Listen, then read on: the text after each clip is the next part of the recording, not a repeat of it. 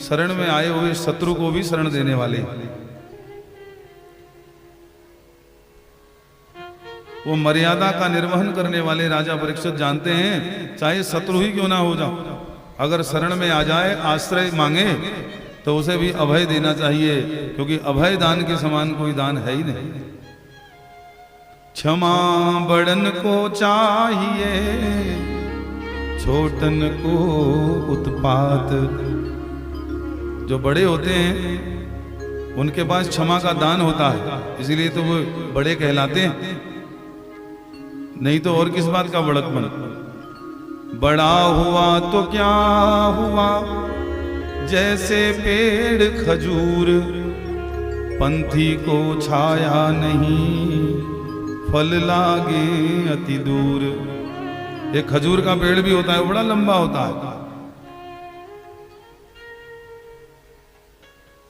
यदि आप उसका फल तोड़ना चाहें तो असंभव है, इतना लंबा होता है कि आप उसका फल तोड़ ही नहीं सकते।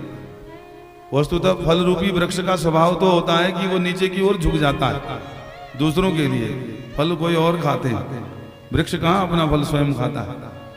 उसके फल का आनंद लोक में सभी साधुजन लेते हैं, भक्तजन लेते हैं आनंद, लेकिन खजूर का पेड़ होता सबसे लंबा है और इसका फल तोड़ पाना, चख पाना भी बड़ा कठिन। आने जाने वाले पथिक को इसकी छाया भी दुर्लभ होती है। पंथी को छाया नहीं, फल लागे अति दूर।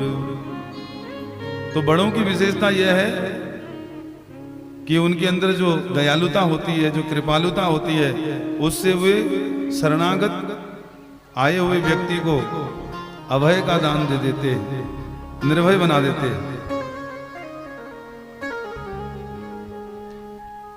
इनकी दयालुता से, इनके सत्कर्मों से ही इनके बड़कपन का ज्ञान हो जाता है, नहीं तो ये अपने मुख से अपनी प्रशंसा थोड़ी करते हैं। जो अपने मुख से अपनी ही प्रशंसा करते हैं उनके अंदर कोई बड़कपन नहीं होता।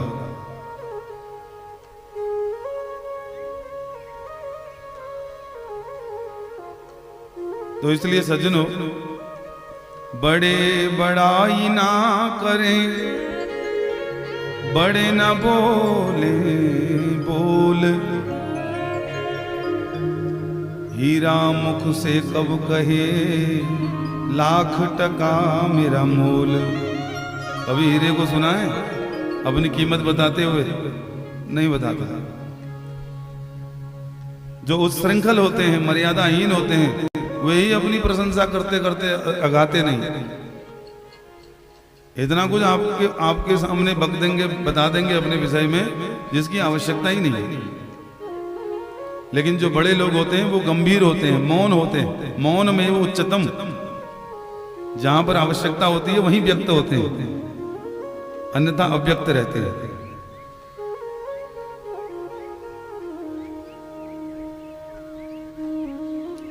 तो जो अधिक कहते हैं करते नहीं, उनके लिए साधुजन कहते हैं जो बहुत बोलते हैं ये प्रैक्टिकल में दिखाई नहीं देते। यदि व्यक्ति अधिक बोले तो कर्म भी उसका उतना ही उत्कृष्ट हो, तो फिर बोलने का मतलब भी समझ में आता है और लाभ भी होता है। केवल व्यक्ति प्रशंसा ही करे जाए, उदाहरण ही दिए जाए, दूसरों को समझाने का ही प्रयत्न करे, अपने चरित्र में उसको अमल में ना लाए,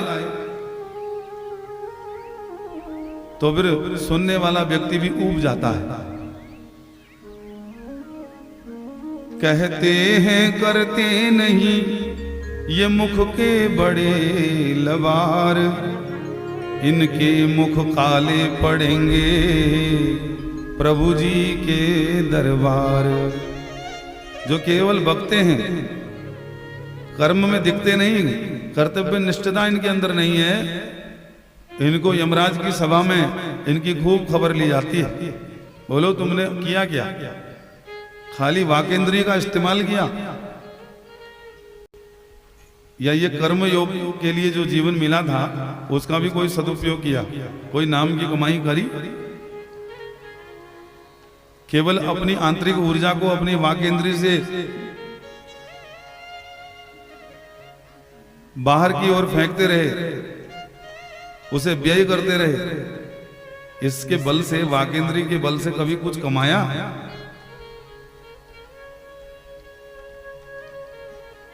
तब फिर वाणी मौन हो जाती है। व्यक्ति कहता है महाराज मैंने बड़े मकान बनाए, बड़े घर बनाए, अपने बच्चों के लिए बड़ी व्यवस्था करी। तो यमराज की सभा में यमराज कहते हैं ये कौन सी बड़ी बात है, अपने लिए घर तो कबूतर भी बना लेता है, तूने अपने लिए क्या किया ये बता।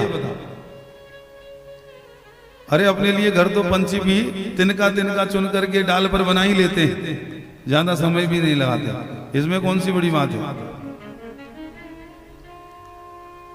तो व्हाट इज योर स्पेशलिटी, तो तुम्हारी विशेषता क्या है? जिसके लिए तुम्हें जीवन मिला था, ये मानव जीवन मिला था, इसका तुमने क्या लाभ उठाया? ये तो नाम जपने के लिए मिला था। आहार निद्रा भय संततित्वम सामान्य में तत् पशुभिर नराणाम तेसाम अधिकम ज्ञानम विशिष्टम ज्ञाने नहीं नाह पशुभिर समाना। आहार निद्रा भय संततित्वम, भोजन करना, सोए रहना, भयभीत रहना, संतानोत्पत्ति करना, ये तो पशु और मानवों में एक जैसी है।